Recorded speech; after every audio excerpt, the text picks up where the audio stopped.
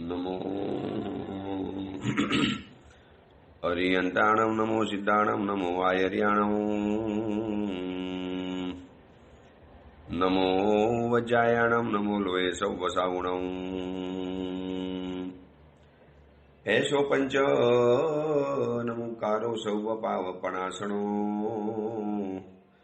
मंगलानं च सौवेसी परमं वै मंगलम् मंगलम भगवान वीरो मंगलम गौतम प्रभु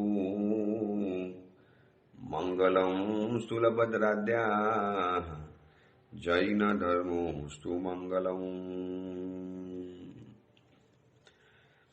प्रवचनનો વિષય છે પ્રશ્ન પૂછે ગૌતમ ગણધર, ઉત્તર આપે વીર તીર્થંકર।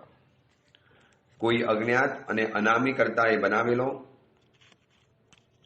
64 ગાથા 48 પ્રશ્ન ઉત્તરથી સુશોભિત ગૌતમ પૃચ્છા નામનો આ ગ્રંથ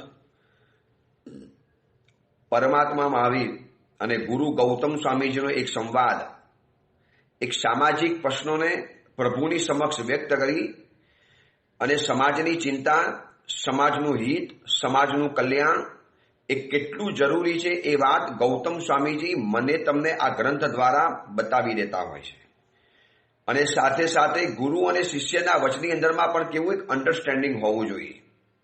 ગુરુ અને શિષ્યમાં જ નહીં, કોઈ પણ સંબંધની અંદરમાં સંબંધ ચાહે ગુરુ શિષ્યનો હોય, પતિ પત્નીનો હોય, ભાઈ ભાઈનો હોય, મા દીકરાનો હોય, મા દીકરીનો હોય, બાપ બેટાનો હોય, કોઈ પણ જાતના સંબંધ, બે વ્યક્તિ જ્યાં ભેગી થાય છે, પરસ્પર સંબંધોના એક જોડાણથી જોડાય છે, રિલેશનશીપની અંદરમાં જ્યારે આવે છે, ચાહે કોઈ પણ વ્યક્તિ હોય, તમે જે વ્યક્તિને જાણતા નતા હવે તમે એને જાણવાનું શરૂ કર્યું તો પછી બંને જણાએ પરસ્પર અન્ડરસ્ટેન્ડિંગ એક ઊભું કરવું પડશે।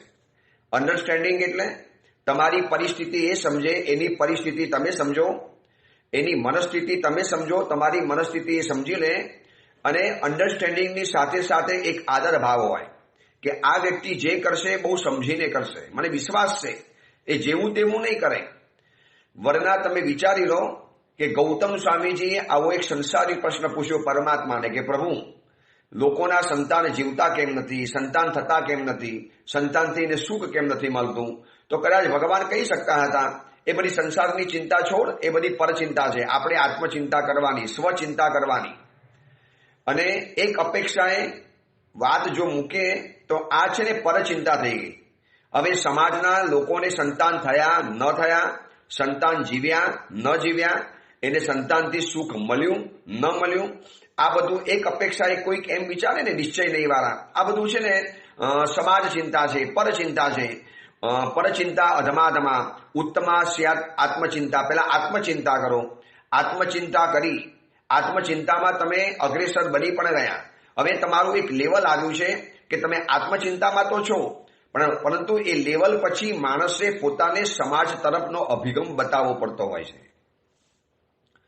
સૂરજ છે, સૂર્ય પૂર્વ દિશામાંથી જ્યારે ઉગે છે ત્યારે એટલું અજવાળું નથી હોતું, પણ જેમ જેમ જેમ જેમ ઉપર જાય, મધ્યાહ્ન સમયની અંદરમાં આવે, સમગ્ર વિશ્વની અંદરમાં અજવાળા ફેલાવી દે છે। હવે સૂરજ એમ વિચાર કરે કે મારે દુનિયાને અજવાળું શેના માટે આપવાનું? આ બધી પરચિંતા છે, હું મારું સંભાળી લઉં। એમ નથી હોતું। તમે એક ભૂમિકામાં પહોંચ્યા, તમે એક ક્ષેત્રની અંદરમાં પહોંચ્યા, તમારી પાસે એક જવાબદારી આવી, ત્યારે તમારે સમાજ માટે સમય કાઢવો પડે, સમાજની ચિંતા કરવી પડે, સમાજને સંભાળ કરવો પડે। વરના એ સમાજ જશે ક્યાં, કઈ જગ્યાની અંદરમાં જવાનું? મને ઘણા લોકો સવાલ પૂછે કે સાહેબ આ બધા પ્રવચનો આપવા એ તમારા માટે પરચિંતા ન ગણી શકાય? તમારી પાસે લોકો બેસવા માટે આવો, તમે અડધો કલાક એના માટે ફાળવો, આ બધી પરચિંતા નથી ગણાવી શકાતી? ગણી શકાય છે। એ કોના માટે? એકદમ નવો દીક્ષિત હોય, હજી સંયમ જીવનમાં સ્થિર બન્યો ન હોય, આગમ શાસ્ત્રોનો અભ્યાસ કર્યો ન હોય, હજી એક લેવલે પહોંચ્યો ન હોય, હજી એક ભૂમિકા એના જીવનની અંદરમાં ઉત્પન્ન ન થઈ હોય, એક ફાઉન્ડેશન એના જીવનની અંદરમાં ક્રિએટ ન થયું હોય। ફાઉન્ડેશન ક્રિએટ ન થયું અને પછી તમે વાત કરવાની અંદરમાં જાઓ તો એ ખોટું છે, જેને શાસ્ત્રીય ભાષાની અંદરમાં લખ્યું છે અગીતાર્થ। ગીતાર્થ અને અગીતાર્થ, ગૌતમ સ્વામીજી મહાગીતાર્થ છે અને એની સામે પરમાત્મા તો પરમ ગીતાર્થ રહેલા છે। એટલે પરમાત્માને કયો સવાલ પૂછી શકાય એ પણ ગૌતમ સ્વામીજીને ખબર છે અને ગૌતમ સ્વામી જે સવાલ પૂછે છે બહુ જરૂરી હશે તો જ પૂછતા હશે. આવું અન્ડરસ્ટેન્ડિંગ એ પરમ ગીતાર્થતાના કારણે ભગવાન મહાવીર પણ સમજી ચૂક્યા છે. બપોરના 12 વાગ્યાનો સમય હોય, ઓફિસની અંદરમાં પતિને કામકાજ ચાલુ હોય અને બરોબર એ જ સમયની અંદરમાં ખબર છે પત્નીને કે અત્યારે બોર્ડ મિટિંગમાં હોય છે, આ 12 થી 1 કે દોઢનો સમય એ એમના માટે બહુ વ્યસ્ત સમય હોય છે, આવું કદાચ પહેલેથી પત્નીને ખબર છે. પરંતુ એ જ સમયમાં પત્નીનો ફોન રણક્યો તો અન્ડરસ્ટેન્ડિંગ વાળો પતિ શું સમજે કે ચોક્કસ કોઈ મહત્વનું કામ હશે તો જ પત્નીએ ફોન કર્યો હશે, બાકી સામાન્ય કારણસર મારી પત્ની મને ફોન ન કરે. એને ખબર છે કે અત્યારે ડોન્ટ ડિસ્ટર્બ, અત્યારે પતિને ડિસ્ટર્બ નહીં કરી શકાય, એ મોટી મહત્વની મિટિંગમાં બેઠા હશે. ત્યાર પછી એના માટે ફોન ન કરાય કે મજામાં છો ને, બરોબર પહોંચી ગયા ને, સાંજે તમારા માટે શું બનાવું. તો પતિ પણ કહી દે કે અત્યારે આવા પ્રશ્ન પૂછવાનો મને સમયનો બરબાદ નહીં કરો, બહુ મોટી મિટિંગમાં બેઠેલો છું, કંઈક કામનું હોય તો વાત પૂછ. પરંતુ પતિને એટલી ખબર હોવી જોઈએ કે મારી પત્ની આવા ના પાડેલા સમયે પણ ફોન કરતી હશે તો મતલબ કોઈક મહત્વનું જરૂરી કોઈ ઇમ્પોર્ટન્ટ કામ એની પાસે આવ્યું પડ્યું હશે. તો આને કહેવાય છે અન્ડરસ્ટેન્ડિંગ. ભગવાન પણ સમજી ગયા કે આવો સવાલ પૂછ્યો. આમ જોવા જઈએ તો એક સમાજનો સવાલ છે, સમાજ અભિમુખ સવાલ છે. હવે તમે તો સાધુ બની ગયા છો. ગૌતમ સ્વામીજી સાધુ છે, મહાબ્રહ્મચારી છે, એમને સંતાન પેદા કરવાના પણ નથી. હવે ઘણા સાધુ એવા મેં જોયા. આપણે શું બધી ચિંતા કરવાની સમાજની, સમાજને જે કરવું હોય કરે. એવા મેં નિશ્ચય નહીં ભૂમિકાને સ્પર્શનારા, કદાચ આંતરિક ભૂમિકા હશે તો ખબર નથી, પણ બાહ્ય ભૂમિકાની વાત કરું છું. એ મહાત્મા કહી દે આપણે કોઈ સંઘોની અંદરમાં જઈએ એટલે સાધારણની પ્રેરણા હું તો ન જ કરું. હું તો કહી દઉં પાઠ ઉપરથી, દેખો ચડાવવા બડાવવામાં મને રસ નથી, હું પૈસા પૈસાની વાત ક્યારેય પણ નહીં કરું. હું તો સીધા પ્રવચન આપી દઈશ, આત્મલક્ષી આત્મકેન્દ્રિત પ્રવચનો આપી દઈશ. એ મહાત્માને હું કહું છું કે મહારાજ પ્રવચનની પાઠ ઉપર ગયા છો તો તમે સમાજની તરફ ગયા. તમારે જો એકાંત જ આરાધના કરવી હતી તો પ્રવચન બંધ કરી દો. શું કામ પ્રવચનો કરો છો? કરો ખૂણામાં બેસીને આત્મ આરાધના. તમારે જો આત્મચિંતા જ કરવી છે, આત્મલક્ષી જિંદગી જીવી છે, આત્મકેન્દ્રિત તમારે વ્યક્તિત્વ બનાવવું છે તો બેસી જાઓ તમે રૂમની અંદરમાં, કોઈ તમને કહેવા નહીં આવે. પણ જ્યારે પાઠ ઉપર બેઠા છો, સુધર્મ સ્વામીની પાઠ ઉપર તમને જ્યારે ગુરુએ બેસાડ્યા છે તો તમારે સમાજની ચિંતા કરવી જ પડે. હું એવા મહાત્માને કહી દઉં છું, ન ચાલી શકે. એવા મહાત્મા મને મળ્યા હતા. હું મહાવીર જન્મ વાંચનના ચડાવવામાં નથી જતો. એ આપણું થોડું કામ છે, પૈસાવકો ભેગા કરે. કેમ આપણું કામ નથી? એટલે આવતીકાલે વૈયાવચના પૈસા જોશે ત્યારે આપણે પેઢીમાં પૈસા માગવાના અને વૈયાવચના પૈસા પેઢીમાં આપણે નહીં કરાવી દેવાના. આ વાત કેવી રીતે આવે? બનેલા ઉપાસેમાં રહેવું ગમે છે પણ ઉપાસેની પ્રેરણા કરવી નથી ગમતી. જો બધા સાધુ આવું કરશે તો સમાજ કેન્દ્રી, દરેક સાધુએ સમાજ કેન્દ્રી બનવું પડશે એક ભૂમિકાની અંદરમાં આવ્યા પછી. અમારા ગુરુદેવ ભુવન ભાનુસુરીશ્વરજી મહારાજા અને એમના પણ ગુરુદેવ પરમ ગુરુદેવ પૂજ્યપાદ પ્રેમ સુરીશ્વરજી મહારાજા, અમારા દાદા ગુરુદેવ. હવે તમે જોજો આ બંને ગુરુ શિષ્યની જોડી એક અપેક્ષા એ જોઈએ તો આ ભગવાન મહાવીર અને ગૌતમ જેવી હતી. કારણ કે શત્રુંજય પર્વત ચડતા ચડતા અને પછી નીચે ઉતરતા પ્રેમ સુરીશ્વરજી મહારાજ સાહેબના મનની અંદર મનોમંથન ચાલ્યું. સેંકડો યુવકોના ટોળાને ઉપર જતા જોયા, યાત્રા કરતા જોયા. હસતા ખીલતા યુવક યુવતીઓને જ્યારે યાત્રા કરતા જોયા અને બાજુની અંદરમાં રહેલા ભાનુવિજય મહારાજ, જે ભુવન ભાનુ સુરેશ્વરજી મહારાજ સાહેબ થવાના હતા. ભાનુવિજય તારા જેવો એજ્યુકેટેડ સાધુ, સીએની બેન્કિંગ એક્ઝામ લંડનમાં તે નંબર 1માં પાસ કરેલી છે. તું ધાણી ફૂટે એની જેમ ઇંગ્લિશ બોલી શકે છે, મરાઠી બોલી શકે, હિન્દી બોલી શકે, ગુજરાતી બોલી શકે. તો તારા જેવા યુવાન સાધુએ આ યુવકોને આકર્ષવા જોઈએ. ગુરુદેવ પ્રવચનમાં તો આ લોકો નથી આવતા, આપણે ગમે એટલું કરીએ છીએ. તો નવું એક નામ આપ, એક નવું સ્વરૂપ વિચારી લે, એ પ્રવચનને એક મોડિફાઈ કરી લે. અને આ પ્રવચનનું મોડિફાઈ સ્વરૂપ એટલે શિબિરનું આયોજન નક્કી થયું. શત્રુંજય શાશ્વત ગિરિરાજના પગથિયા ઉતરતા પ્રેમ સુરીશ્વરજી મહારાજાએ 2 સંકલ્પ કર્યા કે જૈન શાસનને 25 સાધુઓની ભેટ આપી છે, 9 યુવાન સાધુઓની. અને આ યુવા શિબિરનો એક નવો પ્રયોગ કરવો જોઈએ. એ શિબિર નામ આપો જેનાથી યુવકો ખેંચાશે. એ પ્રવચનનું નવું મોડિફાઈ સ્વરૂપ બતાવવું પડશે. બસ આ જોજો, આ વિચાર જે પ્રેમ સુરીશ્વરજી મહારાજાને આવ્યો અને એ વિચાર ગુરુદેવ ભુવન ભાનુ સુરીશ્વરજી મહારાજાએ અપનાવ્યો. શું થયું? સમાજલક્ષી અભિગમ. સમાજ તરફ જવું પડશે. માનો હવે જૈન સમાજ છે, તકલીફ આવી, પીડા આવી, મુશ્કેલી આવી, કોઈ પણ મૂંઝવણ આવી, એકદમ ધર્મિષ્ઠ સુશાવક છે, કોઈ બહુ ધર્મિષ્ઠ સુશાવક છે અને યોગ્ય સુશાવક છે. હવે એના જીવનની અંદરમાં કોઈ આર્થિક, સાંસારિક, પારિવારિક કોઈ પણ મૂંઝવણ આવી, હવે એ સમયની અંદરમાં એ કોની પાસે જાય? ગુરુ એમ કહીને મારી પાસે નહીં આવવાનું, આ બધી પરચિંતા છે, અમે તો અમારી આત્મચિંતા કરીએ, એ તમારું બધું સંસારિક કાર્ય છે, ન ચાલી શકે. યોગ્ય સમયે યોગ્ય ગુરુએ યોગ્ય શ્રાવકને યોગ્ય માર્ગદર્શન આપવું પડે. ફરીવાર કહું છું, યોગ્ય ગુરુએ યોગ્ય શ્રાવકને યોગ્ય જગ્યાની અંદરમાં યોગ્ય માર્ગદર્શન આપવું જ પડે છે. તમે યાદ કરો કલિકા સર્વજ્ઞજી હેમચંદ્રાચાર્યજીને 3.5 કરોડ શ્લોકના રચયિતા હતા, યુગ પ્રધાન સમાન આચાર્ય ભગવંત હતા, મહાગીતાર્થ, મહાસંયમી, અને જેમને નિશ્ચય અને વ્યવહારના બધી જ પ્રકારના ગ્રંથો જે લખી ચૂકેલા છે.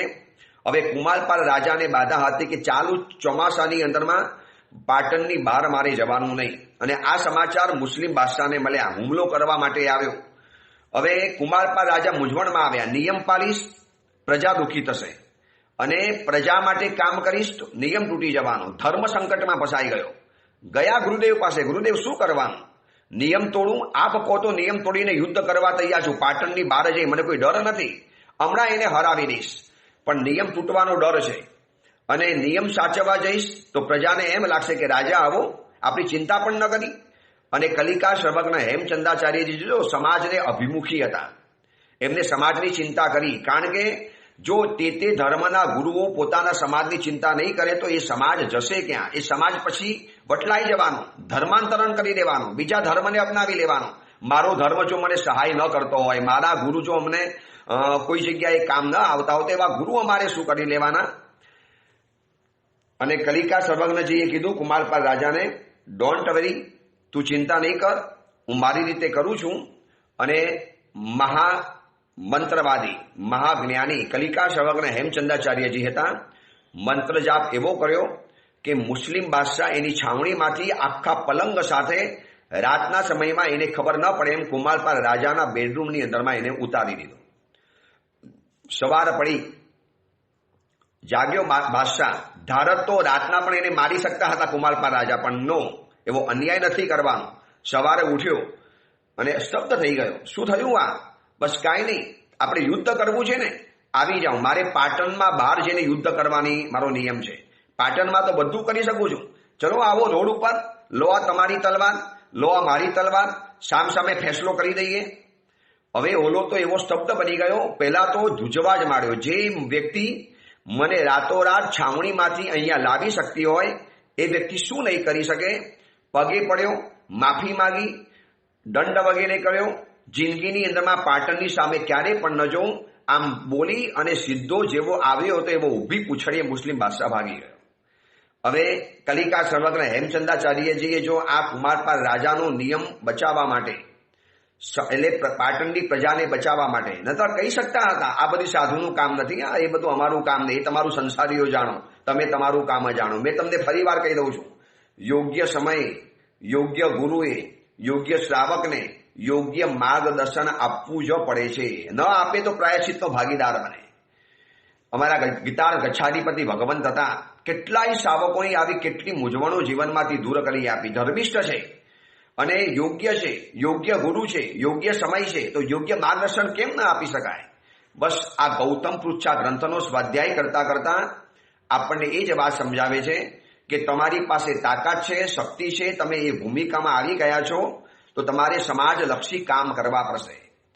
ગુરુદેવ ભુવન ભાનુ સુરીશ્વરજી મહારાજાએ અમારા કુમારપાલ ભાઈ વી શાહને આ જ સમજાવ્યું છે કે સમાજના કાર્યો કરો, સાધર્મિક ભક્તિ, સાધર્મિકની સેવા, એવા ગામમાં જઈને શિબિર કરો, એવા ગામમાં જઈને દેરાસર ઉપાશ્રય બનાવડાવો જેનાથી ધર્મ ટકે.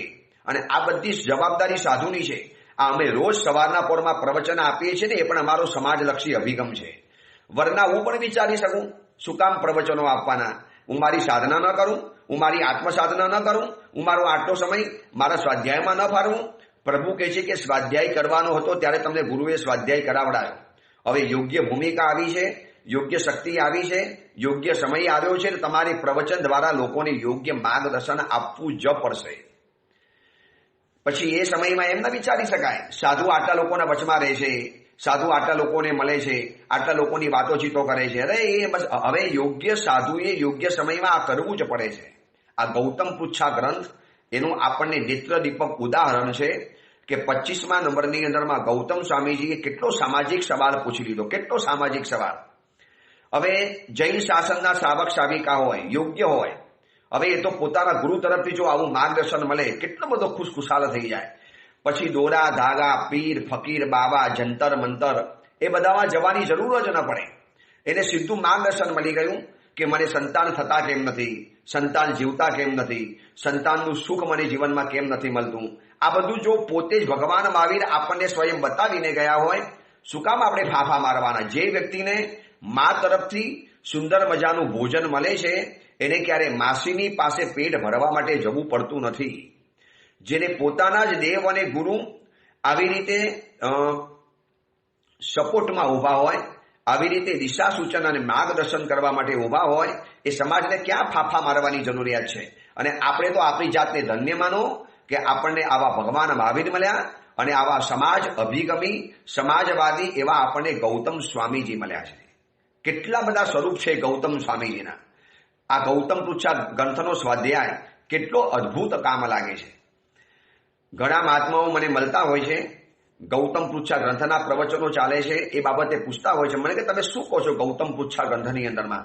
આમ તો ગ્રંથ તો બહુ નાનો છે, ભાઈ શું સમજાવો એમાં જ્યારે હું આ સમજાવું ને ત્યારે એ મહાત્માઓ કહે છે કે પહેલી વાર ખબર પડી કે ગૌતમ પૃચ્છા ગ્રંથને આ ભૂમિકાથી પણ જોઈ શકાય છે. ગુરુ અને શિષ્યનું અન્ડરસ્ટેન્ડિંગ, ગુરુ અને શિષ્યના વચની અંદરમાં એક સમજણની ભૂમિકા, ગુરુ અને શિષ્યના વચની અંદરમાં એક સમજણનો સેતુ કેવો રચાયેલો હોય. શિષ્યને ખબર હોય કે હું પૂછીશ એટલે ગુરુ જવાબ આપશે, અને ગુરુને એ પણ ખબર હોય કે મારો ચેલો જે પૂછશે એ કામનું જ પૂછવાનો છે, એ નકામો સમય આવીને મારી પાસે બગાડશે નહીં. બસ આ સંબંધોના ક્ષેત્રની અંદરમાં જો આટલી ગુણવિદ, આટલી સમજદારી, આટલું અન્ડરસ્ટેન્ડિંગ જો આવી જાય, કોઈ સંબંધોની અંદરમાં તિરાડ પડવાની શક્યતા નથી. ચલો, ગૌતમ સ્વામીજીએ 25મા નંબરનો જે સવાલ પૂછ્યો કે પ્રભુ, જીવને કયા કર્મથી संतान सुख प्राप्त नहीं थतुं, निसंतान बने छे, अपुत्रियों बने छे, और होते हैं तो संतान जिंदे क्यों नहीं रहते हैं और संतान से सुख क्यों नहीं मिलता है? बस एनी जवाब ने शुरू करता पहला 4 प्रकारना दीकराओनी पहली बात आपणे जाणी लेवी छे. एमां पहला नंबरनो दीकरो बतावेलो हतो लेणदार दीकरो. गया भवनी अंदरमां जेनुं लेणुं आपणने बाकी होय, जेना पैसा आपणे चूकववाना बाकी होय, जेनो कर्जो आपणे चूकवવાનો बाकी होय, जेना ऋणमांथी आपणे मुक्त न थया होईए, ए व्यक्ति आ भवनी अंदरमां ए लेणुं लेवा माटे अहींया आवतो होय छे. कदाच कोई ज्ञानी आपणे बतावी शके के गया भवमां ते आ व्यक्तिना 5 करोड़ बाकी राख्या हता अने आ भवनी अंदरमां दीकरो के दीकरी तरीके जन्म्यो અને એ વ્યક્તિ બરોબર 5 કરોડનો ખર્ચ કરાવી અને પછી એ મૃત્યુ પામીને ચાલી ગયો. આવા બને છે દ્રષ્ટાંત વર્તમાન સમયની અંદરમાં. મોટો કર્યો, ભણાવ્યો, સારામાં સારી કોલેજમાં એજ્યુકેશન અપાવડાવ્યું, સારામાં સારી ડિગ્રી અપાવડાવી, સારી જગ્યામાં જોબ કરાવી દીધી, છેલ્લે પછી એને સરસ મજાની એક ઓફિસ કરાવી આપી. આ બધો જ ખર્ચો 5 થી 6 કરોડનો થયો. અને હવે જ્યારે બરોબર દીકરો સેટ થયો, હવે કમાવાનું શરૂ કરશે, હાશ હવે દીકરાથી પણ મને સહાય મળશે આવું વિચારી અને પિતાજી નિશ્ચિંતતા ધરપત ધરાવતા હતા. અને ત્યાં જ અચાનક દીકરો ગુજરી ગયો. માથા ઉપર જાણે કે વીજળી પડી. કેમ આવું થયું? દીકરા તરફથી સુખના બદલે દુઃખ મળ્યું. દીકરા તરફથી કોઈ જ કેતા કોઈ ફાયદો ન થયો. કેમ આવું થયું છે? તો કદાચ કહી શકાય કે ગયા ભવનો આ લેણદાર દીકરો હતો. આટલો તમને ખર્ચો કરાવવા માટે આવ્યો અને પછી નીકળી ગયો. દીકરાના સ્વરૂપમાં હોય કે દીકરીના સ્વરૂપમાં હોય. બીજા નંબરમાં પુત્ર આવે છે દુશ્મન પુત્ર. દુશ્મન પુત્ર એવો કે જે કદમ કદમ पे आपको दुख पहुंचाता है. લેણદાર પુત્ર એવો છે કે જે તમને ખર્ચો જ કરાવ્યા કરે. જ્યારે ને ત્યારે તમારે એની માંદગી, એની બીમારી, એનો રોગ, એની કઈ ને કઈ તકલીફ, એને કઈ ને કઈ ખર્ચા તમારે એને પૂરા કરવા જ પડે. અને બીજા નંબરનો પુત્ર એવો છે કે જે દુશ્મન પુત્ર બનીને આવ્યો છે તમારી પાસે. એટલે ઘણા લોકોને જન્મતાની સાથે એવો અપંગ દીકરો મળે, મંદ બુદ્ધિવાળો દીકરો મળે, અથવા તો કોઈક એવો મેન્ટલી રિટાયર્ડ દીકરો મળે તો એને એક અપેક્ષા એ માની શકાય કે એ દુશ્મન પુત્ર નથી, લેણદાર પુત્ર છે. ગયા ભવની અંદરમાં તમારે એનું કંઈક કર્જ બાકી હતું, સેવા કરવાની બાકી હતી, એ કરજો ચૂકવવાનો બાકી હતો, અને આ ભવની અંદરમાં એવા માતા પિતા તરીકે તમારે અહીંયા જન્મ લેવો પડે. મેં તમને વચ્ચે નહોતું બતાવ્યું? ગોરેગામ જવાહરનગર સંઘની અંદરમાં હું જ્યારે જતો હતો ત્યારે રસ્તા ઉપર મને સુશાવક મળ્યા, અને એ સુશાવક અને સુશ્રાવિકા એટલા સુશીલ છે, એટલા સમજદાર છે કે આ મેન્ટલી રિટાયર્ડ દીકરો મળ્યો છે છતાં પણ એને એટલા પ્રેમથી, એટલા આનંદપૂર્વક, પ્રસન્નતાપૂર્વક એ દીકરાને મોટો કરે છે. માની લેવું પડે કે ગયા ભવની અંદરમાં કોઈક આવું લેણું એનું ચૂકવવાનું બાકી હશે, અને આ ભવની અંદરમાં માતા પિતા એનું ચૂકવી રહેલા છે, અને હસતા હસતા ચૂકવે છે. એનો મતલબ એ થયો કે લેણું ઉતરી રહ્યું છે. ઘણા ચીડાય, અકરાય, કંટાળી જાય, એની ઉપર ફિટકાર વરસાવે, એને કોઈ અનાથ આશ્રમની અંદર મૂકી આપે, પૈસાથી એનું કામકાજ કરાવી આપે, તો કદાચ તમે નવું કર્મનો બંધ બાંધી રહેલા છો, એટલે એને લેણદાર પુત્ર કહેવાય. બીજા નંબરમાં પુત્ર આવે છે દુશ્મન પુત્ર, જે કદમ કદમ પર તમને દુઃખ પહોંચાડે, આઘાત, અપમાન, તિરસ્કાર, એને માતા પિતા દુશ્મન લાગે. જેમ કે સૈનિક રાજાને કોણિક તરફથી દુઃખ મળ્યું, કેટલું ભયંકર ત્રાસ. જે દીકરાને માતાએ ઉકરડામાં ફેંકી દીધેલો હતો એ જ દીકરાને પોતે બચાવ્યો છે, છતાં પણ કોણિકે શરમ ન રાખી અને રાજ્યના લોભ ખાતર વયોવૃદ્ધ પિતાજીને આવનારા ભવની અંદરમાં તીર્થંકરનો આત્મા છે, યાદ રાખજો, સૈનિક રાજા પ્રથમ તીર્થંકર થવાના છે પદ્મનાભ સ્વામી તરીકે, અને એ તીર્થંકરના આત્માને આટલી ભયંકર પીડા પહોંચી છે. એ ગયા ભવનો દુશ્મન પુત્ર હતો. ગયા ભવની અંદરમાં વેર બંધાયેલું હતું. પરમાત્મા મહાવીરના ચરિત્રની અંદરમાં સૈનિક રાજાનો અને કોણિકનો પૂર્વભવ બતાવેલો છે. એટલે આ દુશ્મન પુત્ર જે કદમ કદમ પર દુઃખ પહોંચાડે. આજે ઘણા માતા પિતા એવા છે કે જે સંતાનથી દુઃખી છે. માતા પિતા બહુ સારા છે, બહુ સમજદાર રહેલા છે. હું એવા માતા પિતાઓને ઓળખું છું કે જે દીકરાઓથી ભયંકર ત્રાસિત છે, ભયંકર પરેશાન છે. દારૂડિયો દીકરો પાક્યો, ઉદ્ધત દીકરો પાક્યો, પૈસાનો ગોટાળો કરનારો દીકરો પાક્યો, વારે તહેવારે પૈસા ન આપો તો માથે ચડી બેસે, લગ્ન કરે નહીં, અને ઘરની કોઈ જવાબદારી સંભાળવાની નહીં, બસ ખાલી શેખ ચલ્લી સપનાઓની અંદરમાં રાજવાનું, મોટી મોટી ડીંગ હાંકવાની. એવા માતા પિતા 85 વર્ષ, 80 વર્ષ અને 90 વર્ષના માતા પિતા આવા દીકરાઓથી દુઃખી છે. આમ જોઈને લાગે કે આ દીકરો ખરેખર દુશ્મન બનીને આવ્યો છે, ખરેખર દુશ્મન, શત્રુ જેવું આ કામ કરે છે, એનિમી બનીને આ દીકરો આવેલો છે. તો આને દુશ્મન પુત્ર કહેવાય. તમે પણ થોડીક નજર ફેરવશો ત્યારે તમને આવા દુશ્મન દીકરાઓ જોવા માટે મળશે. માતા પિતાને સતત એનાથી ભય રહે, સતત ત્રાસ રહ્યા કરે, જાણે કે એ એના માતા પિતા હોય અને એનો માલિક હોય એવી રીતે ઘરમાં વર્તાવ કરવાનો, ગમે તારે ઉઠવાનું, ગમે તારે સુવાનું, ઘરમાં દાદાગીરીઓ મારવાની, પૈસા કમાવાના નહીં, ઘરમાં પડ્યા પાથરા રહેવાનું, ચડ્ડા પહેરીને ઘરની અંદરમાં ફરવાનું, દારૂની પાર્ટીઓ કરવાની અને ધંધામાં નુકસાન કરવાનું, અને દાદાગીરી મારી અને માતા પિતા પાસેથી પૈસા કઢાવવાના, ઘરમાં રોફ મારવાનો. એકનો એક દીકરો છે, કોઈને કહી શકાતું નથી, અને માતા પિતાની આંખમાંથી જે આંસુ પડતા હોય છે. ઘણા માતા પિતા પૂછે, સાહેબ આવું કેમ છે, કેમ આ દીકરા તરફથી આટલો ત્રાસ છે?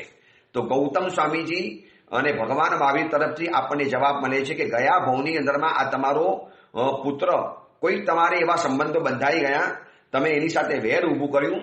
હવે વેર ઊભું કરીને એ તમને ત્રાસ આપવા માટે આ દુશ્મન બનીને આ ઘરની અંદરમાં જન્મ્યો છે. જોઈ લો એવી દીકરીઓ, સારા સંસ્કારી કુટુંબની અંદરમાં જન્મેલી દીકરી માતા અને પિતાને ત્રાસ પહોંચાડી અને વિધર્મી સાથે લગ્ન કરીને બેસી જાય, ઘરમાંથી ભાગી જાય. વિશ્વાસ અને આશા રાખીને માતા પિતાએ મોટી કરી, કોલેજમાં ભણવા માટે મોકલ્યા. શું એ દીકરીને એટલી શરમ ન નડી કે જે માએ મને 9 મહિના કુકની અંદરમાં ઉછેરીને મોટી કરી છે, જે માએ મને ભીની પથારીમાં સુવાડી અને મને ફૂલની જેમ સાચવીને મોટી કરી છે, અને મેં એમને આ દિવસો બતાવી દીધા. મેં એમને એમ કહી દીધું, મમ્મી મેં લગ્ન કરી દીધા છે, મારી રાહ નહીં જોતા, અને વિધર્મીની સાથે, અજૈન પરિવારની સાથે. અને માતા પિતા અંદરમાંથી આમ દુઃખ થાય, સમાજની સામે જઈ ન શકે, સમાજને મોઢું ન બતાડી શકે, એમ લાગે કે ખરેખર આ દીકરા કે દીકરી દુશ્મન બનીને ઘરની અંદરમાં જન્મ્યા છે. ત્રીજા નંબરના પુત્ર આવે છે ઉદાસી પુત્ર. ઉદાસી પુત્ર એટલે કેવો? જેનાથી માતા પિતાને ન સુખ મળે ન દુઃખ મળે, બિલકુલ પોતાની દુનિયામાં વ્યસ્ત છે. એનો મોબાઈલ, એના ગર્લફ્રેન્ડ, એના દોસ્તો, એની પાર્ટી અને એની મજા. ઘરની અંદરમાં માતા પિતા બીમાર હોય અને માં કે બેટા આજે ઘરમાં રહે ને, માં એ બધું મારું કામ નહીં, મારે આજે જવું પડશે, તું તારું સંભાળી લે, તું એક નોકર રાખી લે ઘરની અંદરમાં, મને કોઈ નહીં ફાવે. ન જવાબદારી ઉઠાવવાની માતા પિતાની, ન જવાબદારી ઉઠાવવાની ઘરની, ન જવાબદારી ઉઠાવવાની કોઈ બિઝનેસ વગેરેની. બિલકુલ ઉદાસીન પુત્ર. ઉદાસ એટલે જાણે કે ઘરમાં છે જ નહીં, એની દુનિયા જ અલગારી હોય. ઘરમાં ખાલી ખાવા માટે આવતો હોય, ખાઈ લેવાનું. એક જાતનો સ્વાર્થ, એક જાતની પોતાની દુનિયામાં ચકચૂર. એને માતા પિતાની પડી પણ ન હોય. માતા પિતા છે, બીમાર છે, વૃદ્ધ થયા છે, આવતીકાલે એમનું મારે વિચારવું પડશે. દુશ્મન નથી, દુઃખ પણ નથી પહોંચાડતો, સુખ પણ નથી આપતો. માતા પિતાને કહી દે તમે મારી જવાબદારી નહીં ઉઠાવો, મારું હું ફોડી લઈશ. આજે ઘણી એવી દીકરીઓ છે, માતા પિતાને કહે છે કે જો લગ્ન પણ નથી કરવા અને તમારા માથે હું ભારરૂપ પણ નહીં બનું, હું મારું પોતાનું કમાવી લઈશ, મને જોબ આવડે છે, હું ભણેલી છું, જોબ કરી લઈશ, મારો ખર્ચો હું કાઢી લઈશ. એ અથવા તો માતા પિતાના ઘરમાં રહે અથવા તો એકાદ ઘર ભાડે લઈ અને પોતાનો ખર્ચો પોતે કાઢી લે. તો આને કહેવાય છે ઉદાસ પુત્ર. ન લાભ ન નુકસાન. ચલો નુકસાન ન થયું વાત બરોબર છે, પણ લાભ તો થવો જોઈએ ને માતા પિતાને. ઘરડી ઉંમરમાં માતા પિતાનો હાથ પકડીને દેરાસર લઈ જાય, શત્રુંજય તીર્થની યાત્રા કરાવે, બીમાર પડ્યા હોય તો 5 મિનિટ આવીને બાજુમાં બેસે અને અહેસાસ અપાવડાવે, માં ડોન્ટ વરી, ચિંતા નહીં કર, હું તારી સાથે છું ને માં, કોઈ ચિંતા નહીં કરવાની, માં બધું જ સારું થશે. શ્રવણ નામનો દીકરો હતો, કેવો હતો માતા પિતાનો. અને આવા ઉદાસ પુત્રો આજે ભરચક પડેલા છે સમાજની અંદરમાં, જેને ન સામાજિક બંધનો નડે, ન પરિવારના બંધનો નડે, ન એને ધર્મના કાનૂન નડે, કોઈ કહેતા કોઈ વાત એને આડી ન આવે, માત્ર પોતાની દુનિયાની અંદરમાં જીવી બતાવવાનું. આ પ્રવચન સાંભળનારા જેટલા પણ લોકો હશે એ લોકોને લાગશે કે મારા ઘરની અંદરમાં આવા જ કોઈક પ્રકારનું સંતાન છે. પહેલા નંબરમાં લેણદાર, બીજા નંબરમાં દુશ્મન, ત્રીજા નંબરમાં ઉદાસી પુત્ર અને ચોથા નંબરની અંદરમાં આવે છે સેવક પુત્ર.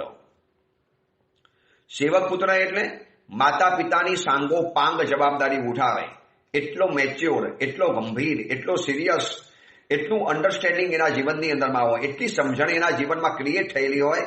માતા પિતા છે, ઉપકારી છે, જન્મ આપ્યો છે, ભલે ને સ્વભાવ બગડ્યો હોય, મારે માતા પિતાને સાચવવાના. અને માતા પિતા મારી સાથે રહેશે એમ નહીં, હું માતા પિતાની સાથે રહું છું. અને પોતાની પત્નીને પણ કહી દે જો મમ્મીનો સ્વભાવ મને ખબર છે કે થોડો વિચિત્ર થઈ ગયો છે, મોનોપોઝની અંદરમાં સ્વભાવ બગડી ગયો છે, પણ જો આપણે માતા પિતાને સાચવી લેવાના, એમને આપણને સાચવ્યા હતા ને નાની ઉંમરની અંદરમાં, તો આપણે પણ સાચવી લેવાના. કેટલા વર્ષ સાચવવાનું છે. એવા પણ દીકરા જોયા છે કે માતાની ગંદકી સાફ કરે છે. એવા પણ દીકરા જોયા છે કે આજે એના ઘરની અંદરમાં દીકરા આવ્યા પછી પણ પોતાના મા અને પિતાને પૂજા કરવા સાથે એ લઈને આવે, વ્હીલચેર ચલાવીને આવે. મરીન ડ્રાઈવની અંદરમાં હવે કમલેશભાઈ છે, આજે એના છોકરાના ત્યાં લગ્ન થઈ ગયા, એના ઘરમાં સંતાન આવ્યું, છતાં પણ એ કમલેશભાઈ હું રોજ જોઉં, જ્યારે પણ મરીન ડ્રાઈવની અંદરમાં જઉં, ચોમાસું કર્યું ત્યારથી જોતો આવ્યો છું, પોતાના ઘરડા માતા પિતાને વ્હીલચેરમાં બેસાડીને રોજ પૂજા કરવા સ્વયં લઈ આવતા હતા. આવા સેવક પુત્રો છે આ દુનિયાની અંદરમાં, આજે પણ છે એવા સેવક પુત્રો. એને જે માતા પિતાના જે આશીર્વાદ મળે, એને જે માતા પિતાની જે દુઆ મળે, જિંદગીની અંદરમાં એનું કામ થઈ જાય. કોઈ જગ્યાએ એને જીવનમાં કોઈ તકલીફનું નામો નિશાન ન આવે. પણ આવો સેવક પુત્ર મળવો એ પણ પ્રચંડ સૌભાગ્ય કહેવાય, પ્રચંડ સૌભાગ્ય. સતત માતા પિતાનું ધ્યાન રાખે, સતત માતા પિતાની કાળજી કરે, સતત માતા પિતા પ્રત્યે ચિંતિત હોય, સતત ઘરની અંદરમાં માતા પિતા માટે બધી જ વ્યવસ્થા કરી આપતો હોય, સારા મજાનું એક રૂમ આપીને માતા પિતાને કોઈ તકલીફ ન પડે. કદાચ પોતે સમય ન કાઢી શકતો હોય તો એક સરસ મજાનો માણસ સાથે ઘરની અંદરમાં રાખી લે, વારે તહેવારે પોતે સાથે ને સાથે રહે, અને બધી જ પડ્યો બોલ બાળક માતા પિતાનો ઝીલતો જાય. આને કહેવાય છે સેવક પુત્ર, જેનાથી માતા પિતાને ન દુઃખ મળે, ન ઉદાસીનતાનો ભાવ હોય, નકરું સુખદ મળતું રહે. આવા પણ દીકરાઓ હોય છે. હવે વિચારી લેવાનું કે આ ચારમાંથી મારો નંબર શેમાં આવે છે. જો એમ નહીં વિચારતા કે મને દીકરો કેવો મળ્યો છે, એમ વિચારવાનું કે હું કેવો દીકરો બન્યો છું. હું મારા માતા પિતાનો લેણદાર પુત્ર બન્યો, દુશ્મન પુત્ર બન્યો, ઉદાસ પુત્ર બન્યો કે સેવક પુત્ર બન્યો. એ મારે મારી જાતે ઓબ્ઝર્વ કરવાનું છે, મારે કોઈને પૂછવાની જરૂર નથી. ભગવાન આવીને બતાવી દીધું કે આ ચારમાંથી કોઈક એક પ્રકારનો પુત્ર હોય છે. હવે આપણે વિચારી લઈએ, સાંભળીને મોટા ભાગે લોકો શું વિચારશે, જો મને દીકરો કેવો મળ્યો છે. એ છોડો, એની ભૂમિકાની વાત છે. તમે પણ કોકના દીકરા તો હતા, મારા તમારા પણ કોઈક માતા પિતા હતા, તો આપણે માતા પિતાની કઈ ભૂમિકામાં આપણે પુત્ર હતા એ આપણે વિચારવું છે. કોઈના માટે આપણે શેના માટે વિચારવાનું. અને આવા સંતાન સેવક પુત્ર કેવી રીતે મળે એનો સવાલ પૂછે છે ગૌતમ સ્વામીજી કે આવા લેંડાર પુત્ર કેમ મળે છે, દુશ્મન પુત્ર કેમ બને છે, ઉદાસ પુત્ર કેમ બને છે, સંતાન જીવતા કેમ નથી, સંતાન થતા કેમ નથી. હવે ભગવાન મહાવીરનો જે જવાબ છે એ જવાબને આપણે આવતીકાલે જોવો છે.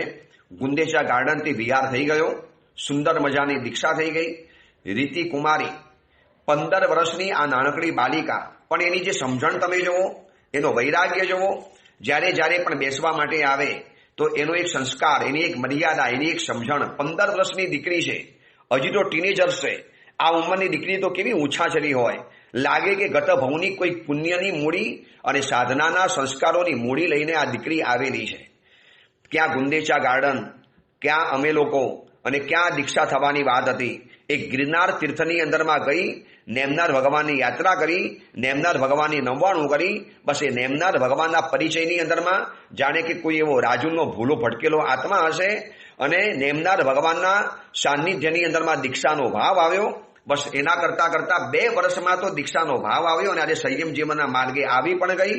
શ્રમણી ભગવંતના વસ્ત્ર પહેરી પણ લીધા અને સંયમ જીવનની સાધના એની શરૂ પણ થઈ ગઈ. સુંદર દીક્ષા થઈ. અજબનો માહોલ, હજારોની પબ્લિક, લોકોની આંખમાંથી નીતરતા આંસુ. એ 15 વર્ષની નાની દીકરી, સંપન્ન પરિવારની, સુખી પરિવારની, એજ્યુકેટેડ, ઇંગ્લિશ ધાણી ફૂટે એમ બોલી શકતી હોય, બધી જ ભાષા ઉપર કમાન્ડ રહેલો હોય, એક બુદ્ધિશાળી અને બ્રેઇનવાળી દીકરી જ્યારે આવા ભગવાન મહાવીરના શાસનની શોભા બની છે. એક અપેક્ષા વધે કે આવા સાધ્વીજી ભગવંતો આવતીકાલે તૈયાર થાય, ગુરુની કૃપા પ્રાપ્ત કરે અને ભણી ગણીને જ્યારે એની ભૂમિકા આવે ત્યારે સમાજનું કલ્યાણ કરે, જૈન સમાજને આગળ વધારે, જૈન સંઘને માર્ગદર્શન આપે, યુવાન દીકરીઓને સંસ્કારી સાવિકાઓ બનાવે. આવી અપેક્ષાની સાથે લોકોએ ભરપૂર આશીર્વાદ આપી દીધા. વિહાર કરી અને 28 તારીખ આજે થઈ છે. તો વિહાર કરીને આજે અમે પાલના વેસ્ટ ચંદ્રપ્રભ સ્વામી દેરાસરમાં આવેલા છીએ. અહીંયા જિનાલયની સાલગીરી છે. પછી 29 તારીખે કાંદીવલીની અંદરમાં જવાના અને પછી 30 તારીખથી 3 તારીખ સુધી મલાર જીતેન્દ્ર રોડ જૈન સંઘની અંદરમાં સ્થિરતા રહેવાની છે. એ કાર્યક્રમ તમને વોટ્સઅપની અંદરમાં આવી જશે. અને ભગવાન મહાવીરે હવે એના જે જવાબ આપેલા છે, હું સમજુ છું કે ઘણાને એમ થશે કે બહુ ઉત્સુકતા છે, વધારે બતાવો ને, પણ જેટલી ભૂમિકાની વાતો જાણીશું એટલા સવાલો જાણવા આપણને વધારે જરૂરી લાગશે. સીધા સવાલો બતાવી દઉં તો તમને એટલી મજા પણ નહીં આવે. એટલે આ બધી ભૂમિકા કરવી પડે છે. ચલો, એ અંગેની બીજી વિશેષ વાત આપણે આવતીકાલે કરીશું. એ જ મંગલ કામના, મંગલ ભાવના. જેના વિરુદ્ધ કાંઈ પણ બોલાયું હોય તો મિચ્છામી દુક્કડમ.